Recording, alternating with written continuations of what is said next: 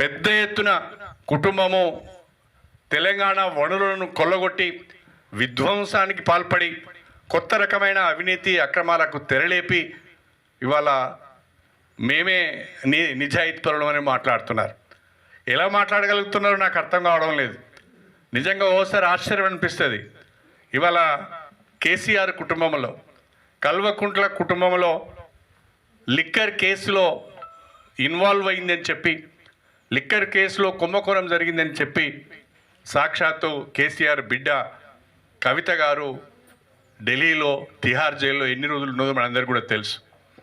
అదేవిధంగా ఇవాళ కేటీఆర్ పైన ఫార్ములా ఈ కేసులో దాదాపు 55 కోట్ల రూపాయలు నిబంధనలను అతిక్రమించి మరి ఆ కంపెనీకి పే చేశారు.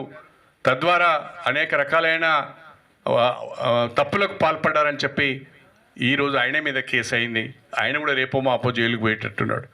కాళేశ్వరం ప్రాజెక్టు విషయంలో కేసీఆర్, హరీష్ రావు గారు అనేక రకాలైన సాంకేతిక పరమైన ఇతరత్ర తప్పులు చేశారు. వాళ్ళను కూడా తప్పకుండా విచారించవలసిన అవసరం ఉంటుంది అని చెప్పి కమిషన్ ఘోష్ ఒకవైపు మాట్లాడుతున్నారు. అంటే కల్వకుంట్ల కుటుంబంలో ఉన్న కేసీఆర్, హరీష్ రావు, కేటీఆర్, కవిత అందరూ కూడా వివిధ రకాలైన కేసులలో ఇరుక్కొని జైలు ఉచ్చలు కొంతమంది లెక్క పెడితే రేపు మాపో జైలు ఉచ్చలు లెక్క పెట్టడానికి మరికొంతమంది సన్నద్ధమవుతున్నారు. నేను అడుగుతున్నా, ఒక్క కేసీఆర్ కుటుంబం మీదనే ఇన్ని ఆరోపణలు ఎందుకు వస్తున్నాయి?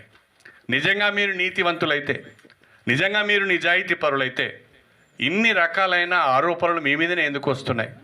ఇన్ని రకాలైన సాక్ష్యాలు మీకు వ్యతిరేకంగా ఎందుకు లభ్యమవుతున్నాయి?